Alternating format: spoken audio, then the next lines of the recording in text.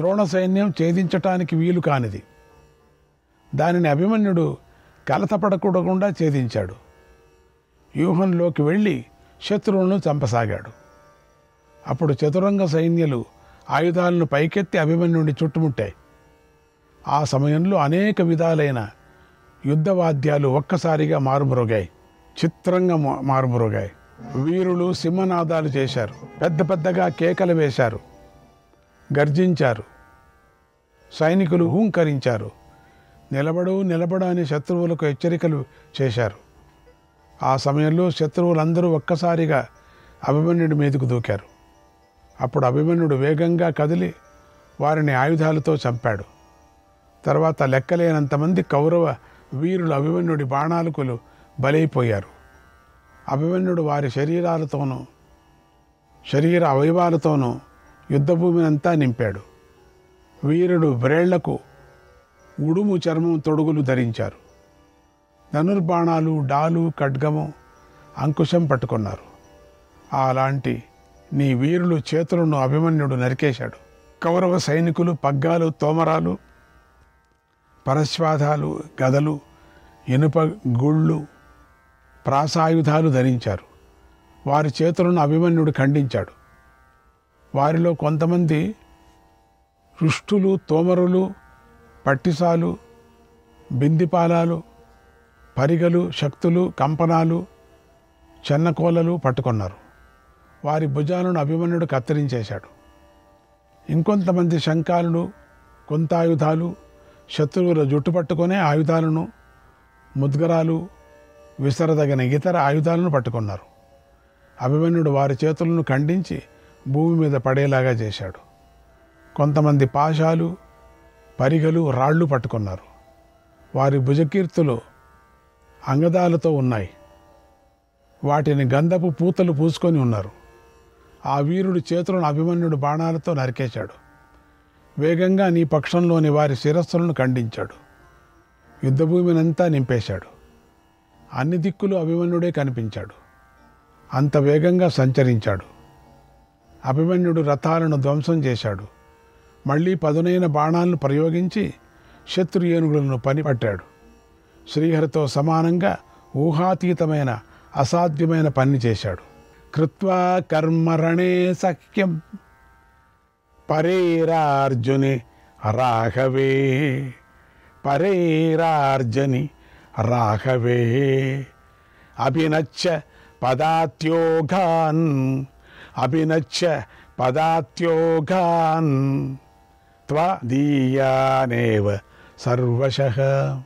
ఇతరులు ఎవరూ చేయలేనిది, సహించరానిదైనటువంటి ఏకకార్యాన్ని అభిమన్యుడు ఒక్కడే చేశాడు. వీరకార్యాన్ని, ఏకవీర కార్యం. నీ సైన్యంలోని పదాతులను అన్ని వైపుల నుంచి వదలకుండా సంహరించాడు. ఒకడే ఉన్నాడు లోపల. కుమారస్వామి రాక్షస సేనను నాశనం చేసినట్లుగా ఒకే ఒక వీరుడైన అభిమన్యుడు సమస్త కౌరవ సైన్యాన్ని నాశనం చేశాడు. అది చూసి నీ పుత్రులు, సైనికులు భయపడిపోయారు. దిక్కులు చూడసాగారు. వారి శరీరాలకు చెమటలు పట్టాయి. వారి పారిపోవటం అనటానికి ఉత్సాహం చూపించారు. అభిమన్యుడి జయించటంలో నిరుత్సాహాన్ని పొందారు. వారు మరణించిన తమ పుత్రులను, తండ్రులను, సోదరులను, చుట్టాలను, గుర్రాలను విడిచిపెట్టారు. తమ ఏనుగులను కూడా విడిచిపెట్టి త్వరగా అక్కడి నుంచి పారిపోయారు అన్నాడు సంజయుడు. శ్రీకృష్ణాయ పరమాత్మనే నమః. 37వ అధ్యాయం. సంజయుడు ధృతరాష్ట్రుకి ఇలా చెప్తున్నాడు. ఓ మహారాజా, ఒక్క అభిమన్యుడి చేతిలో తమ సైన్యం సర్వనాశనమైపోవటాన్ని దుర్యోధనుడు చూశాడు. ఎంతో మండిపడ్డాడు, ఎంతో కోపించాడు. వేగంగా అభిమన్యుడి మీదకు వెళ్ళాడు. అది ద్రోణాచార్యుడు చూశాడు. అభిమన్యుడిని ఎదుర్కోవటాన్ని గమనించి యోధులతో ఇలా అన్నాడు. ఓ యోధులారా, మన రాజును అన్ని వైపుల నుంచి రక్షించండి. ఎందుకంటే మనం చూస్తూ ఉండగానే ఇతడు మన సైన్యాన్ని నాశనం చేసేస్తున్నాడు. ఇప్పుడు ఈ అభిమన్యుడి లక్ష్యం మన రాజే కనుక రాజును రక్షించండి, రాజును చుట్టుముట్టండి, రాజును కాపాడండి అని అరిచాడు. అప్పుడు అస్త్రవిద్య తెలిసిన వారు, బలవంతులు, నీ మేలు కోరే యోధులందరూ కూడా నీ పుత్రుడికి రక్షణంగా చుట్టూ నిలబడ్డారు. అభిమన్యుడికి వారి భయపడుతూ నీ పుత్రుడిని రక్షించాలని నిలబడ్డారు. ద్రోణుడు, అశ్వత్థామ, కృపుడు, కర్ణుడు, కృతవర్మ, శకుని, బృహద్బలుడు అభిమన్యుడిపై బాణవర్షం కురిపించారు. శల్యుడు, భూరిశ్రవుడు, శరుడు, పౌరవుడు, ఆ వృషసేనుడు కూడా అభిమన్యుడి మీద బాణవర్షం కురిపించారు, చుట్టుముట్టారు. అలా అభిమన్యుని మోహపెట్టి దుర్యోధనుడిని విముక్తుడిని చేశారు. దానిని అభిమన్యుడు సహించలేకపోయాడు. భయంకరంగా యుద్ధం చేశాడు.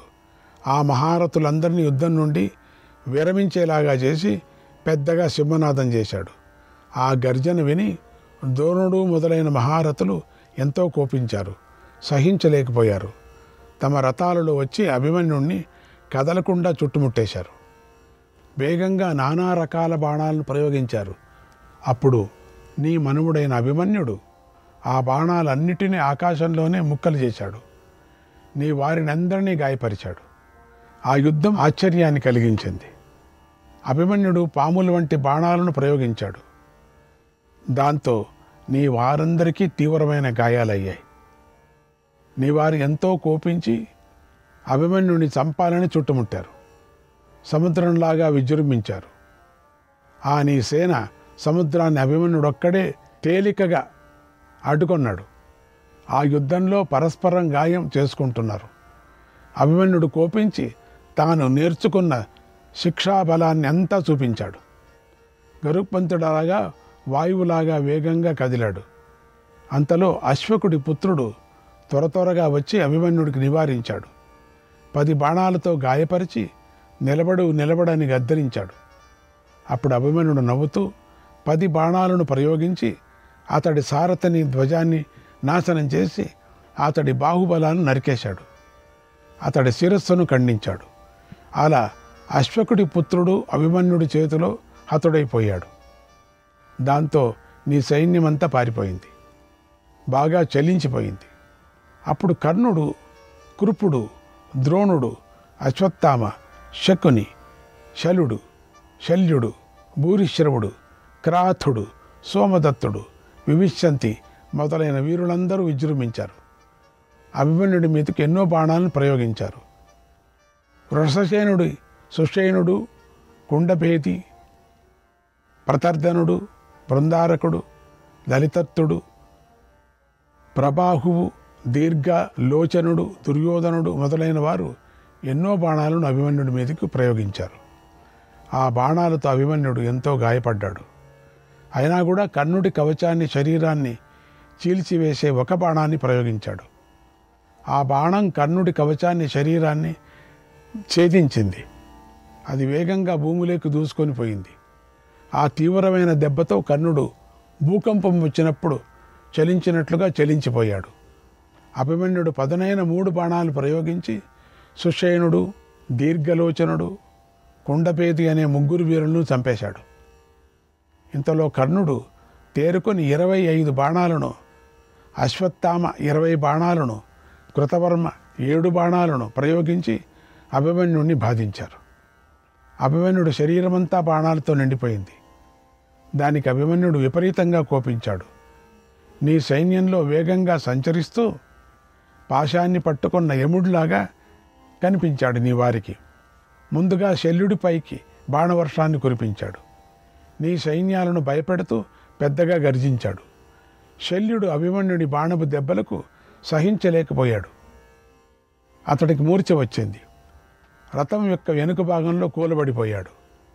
అలా అభిమన్యుడి చేతిలో నీ సైన్యం దెబ్బలు తిని ద్రోణుడు చూస్తూ ఉండగానే పారిపోయింది. అభిమన్యుడు ప్రయోగించిన బాణాలు శల్యుడి శరీరమంతా నాటుకొని పోయాయి. ఆ విజృంభణను చూసి నీ వాళ్ళందరూ సింహానికి భయపడిన మృగాల్లాగా పారిపోయారు. అప్పుడు అభిమన్యుడిని పితృదేవతలు, దేవతలు, చారణులు, సిద్ధులు, యక్షులు, భూమి మీద సమస్త ప్రాణులు ప్రశంసించాయి.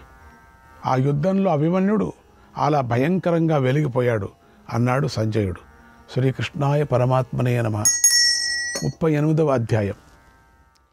ధృతరాష్ట్రుడు సంజయుని ఇలా అడిగాడు, ఓ సంజయ, అభిమన్యుడు గొప్ప గొప్ప ధనుర్ధారుల్నే బాణాలతో బాధిస్తున్నాడు. అభిమన్యుణ్ణి మన పక్షంలో ఎవరు అడ్డుకున్నారు అని అడిగాడు. అప్పుడు సంజయుడు ఇలా చెప్పాడు, ఓ మహారాజా, మన సైన్యాన్ని ద్రోణాచార్యుడు రక్షిస్తున్నాడు. ఆయన రథసేనలో అభిమన్యుణ్ణి భయపెట్టాలని చూశాడు. ఆ విషయాన్ని నీకు చెబుతున్నాను విను. యుద్ధంలో అభిమన్యుడు శల్యుణ్ణి బాగా గాయపరిచాడు. అది చూసి శల్యుడు తమ్ముడు ఎంతో కోపించాడు. తీవ్రమైన బాణాలను ప్రయోగిస్తూ అభిమన్యుడిని ఎదిరించాడు. అప్పుడు అభిమన్యుడు అమిత వేగంగా బాణాలను ప్రయోగించి ఆ శల్య సోదరుని శిరస్సును నరికేశాడు. మెడను, చేతులను, కాళ్లను, ధనస్సును, గుర్రాలను కూడా ఖండించాడు. గొడుగును, జెండా కర్రను, సారథిని, త్రివేణువును ఖండించాడు. మెత్తను, చక్రాలను, గాడిని, అంబుల పొదని, కాడి క్రింద ఉండే కోడి పీటను ముక్కలు చేశాడు. పతాకను, చక్ర రక్షకులను, సర్వ సాధనాలను నాశనం చేశాడు. అలా బీభత్సంగా మరణించిన ఆ శల్య సోదరుణ్ణి ఎవరూ చూడలేకపోయారు.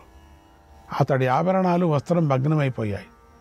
పెద్దగా గాలి వీచగా పర్వతం నేల మీదకు పడిపోయినట్లుగా ఆ శల్య సోదరుడు నేల మీదకు పడిపోయాడు. అప్పుడు అతడి అనుచరులందరూ భయపడి అన్ని దిక్కులకు పారిపోయారు. అప్పుడు శల్యుడు, ఆయన సైనికులందరూ తీవ్రంగా కోపించారు. వివిధ ఆయుధాలను ధరించి అభిమన్యుడి మీదకు దూకారు. అంతమంది ఒక్కసారిగా అభిమన్యుడి మీదకు దాడి చేశారు. వారు అభిమన్యుడితో, ఓ వీరా, నీకు చావు తప్పదు. నువ్విప్పుడు మా చేతుల నుండి తప్పించుకోలేవు. ఇప్పుడు నువ్వు మరణిస్తావు అని అరుస్తూ అందరూ అభిమన్యుడి మీదకు దూకారు. అభిమన్యుడు నవ్వుతూ వారిని ఎదుర్కొన్నాడు. తన మీద బాణాలు వేసిన వారందరిపై బాణాలను ప్రయోగించి గాయపరిచాడు. అప్పుడు అభిమన్యుడు రణభూమిలో చాలా సులభంగా వారితో యుద్ధం చేశాడు. అభిమన్యుడు సహజంగా మెతక స్వభావం గలవాడు. అలాంటి వాడు ఘోర యుద్ధంలో శరత్కాలంలోని సూర్యుడిలాగా కోపించాడు. ద్రోణుడు చూస్తూ ఉండగానే అభిమన్యుడు విజృంభించాడు. అనేక విశేష బాణాలను ప్రయోగించాడు. ఆ బాణాలతో నీ రథ సైన్యం బాగా పీడించబడింది. యుద్ధం చేయటాన్ని విరమించుకుంది అన్నాడు సంజయుడు. శ్రీకృష్ణాయ పరమాత్మనే నమః.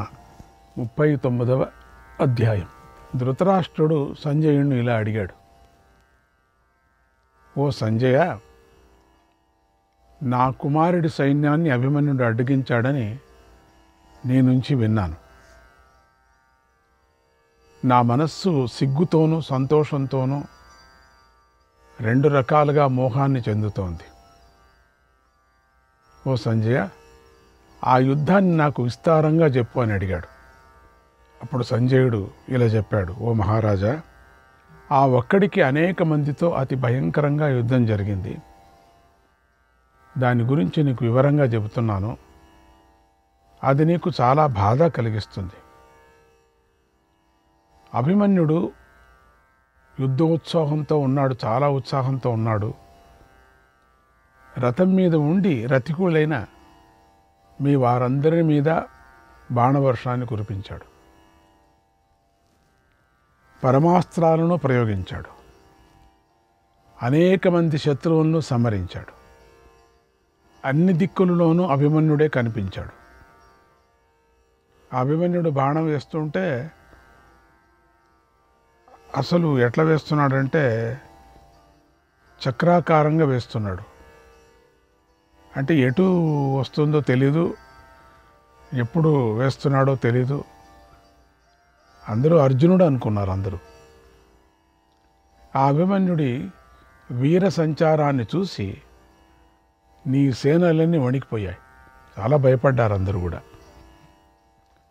మహాప్రాజ్ఞుడైన ద్రోణుడు మాత్రం ఎంతో సంతోషించాడు.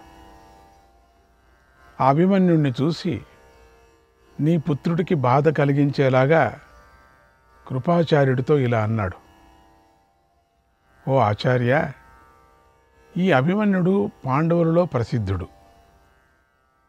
యువకుడు. ఇతడు మిత్రులను, ధర్మరాజును, నకుల సహదేవులను ఆనందింపజేస్తున్నాడు. భీముణ్ణి, బంధువర్గాన్ని, చుట్టాలను, మధ్యస్థులను, స్నేహితులను కూడా ఆనందింపజేస్తున్నాడు. ఎందుకంటే అతి ఘోరంగా యుద్ధం చేస్తున్నాడు. ఈ యుద్ధంలో అతడితో సమానమైన వాడు లేడు. ఇతడు తలుచుకుంటే నీ సేనంతా నాశనం చేస్తాడు. కానీ ఎందుకో ఇతడు అలా తలుచుకోవటం లేదు అన్నాడు. ఆ మాటలు విని నీ పుత్రుడైన దుర్యోధనుడు అభిమన్యుడి మీద ఎంతో కోపించాడు. ఇట్లా అన్నాడే, ఎందుకు ఇట్లా ఇంత పౌరుషం పెట్టుకుంది అని. అప్పుడు ద్రోణుడిని చూసి నవ్వుతూ కర్ణుడితోనూ ఇతర రాజులతోనూ ఇలా అన్నాడు, ఓ వీరులారా, మన సమస్త సేనలకు సేనాధిపతులు ఈ ద్రోణాచార్యుడు వారు. వీరు బ్రహ్మవేత్తరుల్లో శ్రేష్ఠులు, మనకు గురువు గారు కూడా. ఈయన మూఢుడైన ఈ అర్జున పుత్రుణ్ణి చంపాలని అనుకోవడం లేదు. యుద్ధంలో ఈయన చంపాలి అనుకుంటే ఈయనను యముడు కూడా ఎదిరించలేడు. అర్జునస్య సుతం త్వేషక, అర్జునస్య సుతం త్వేషక, శిష్యత్వాదభిరక్షతి, శిష్యత్వాదభిరక్షతి. శిష్యాగపుత్రాశ్చ దయితాః, శిష్యాగపుత్రాశ్చ దయితాః, తదపత్యం చ ధర్మిణాం, తదపత్యం చ ధర్మిణాం. ఎందుకంటే ఈ ఆచార్యుడు అర్జునుడు పుత్రుణ్ణి శిష్యభావంతో రక్షిస్తున్నాడు. అవును, నిజమేలే. ధర్మాత్ములు, శిష్యులు, పుత్రులు, వారి పుత్రులు కూడా చాలా ఇష్టంగా ఉంటారు. ధర్మాత్ములైనటువంటి వాళ్ళు ఎవరు శిష్యరీకం చేస్తున్నారో వాళ్ళ పుత్రులు కూడా చాలా ఇష్టంగా వాళ్ళ మీద ఇష్టంగా పడుతూ ఉంటారు. వాళ్ళ మనవాళ్ళ మీద కూడా ఇష్టపడుతుంటారు. అదే ఇప్పుడు మన ఆచార్యుడు చేస్తున్నాడు. చూడు, యుద్ధం చేయకుండా ఎట్లా నిలుచున్నారో చూడు. ఆయన మన సేనాధిపతి. ఆయన చూడు, ఆయన చేయాలి కదా. ఏదో బాణం ఎక్కడికెక్కడికో కొడుతున్నాడు, రథానికి కొడుతున్నాడు, అక్కడ కొడుతున్నాడు. చూడు ఎట్లా చేస్తున్నాడు. ఇలా ద్రోణాచార్యుడు ఇతన్ని రక్షిస్తూ ఉంటే ఇది ధన పరాక్రమం అనుకుంటున్నాడు. ఈ అభిమన్యుడు మూఢుడు, ఆత్మస్తుతి చేసుకునేవాడు. ఇక ఆలస్యం చేయకండి, ఇతన్ని అందరూ తొక్కేయండి అన్నాడు. ఆ మాటలు విని వీరులందరూ ద్రోణుడు చూస్తూ ఉండగానే అభిమన్యుడి మీదకు వెళ్ళారు. అభిమన్యుడిని చంపాలని అనుకున్నారు అందరూ. అప్పుడు దుశ్శాసనుడు అన్నతో ఇలా అన్నాడు, ఓ మహారాజా, పాండవులు, పాంచాలురు చూస్తూ ఉండగానే నేను ఈ మూర్ఖుణ్ణి వధిస్తాను. ఇది నా ప్రతిజ్ఞ. నేను నీకు మాట ఇస్తున్నాను. రాహువు సూర్యుడిని మిరింగినట్టుగా నేను ఈ అభిమన్యుణ్ణి ఈరోజే చంపేస్తాను అని పెద్దగా గర్జించాడు. తర్వాత మళ్ళీ దుర్యోధనుడితో ఇలా అన్నాడు, ఓ అన్న, అభిమన్యుణ్ణి నేను సంహరించాను అనే మాట విని గర్వం గల కృష్ణార్జునుడు తప్పకుండా ఈ లోకం నుండి ప్రేతలోకానికి వెళతారు. ఎందుకంటే అభిమన్యుడి మీద అందరికీ అంత ఆశ ఉంది. శ్రీకృష్ణాయ పరమాత్మనే నమః.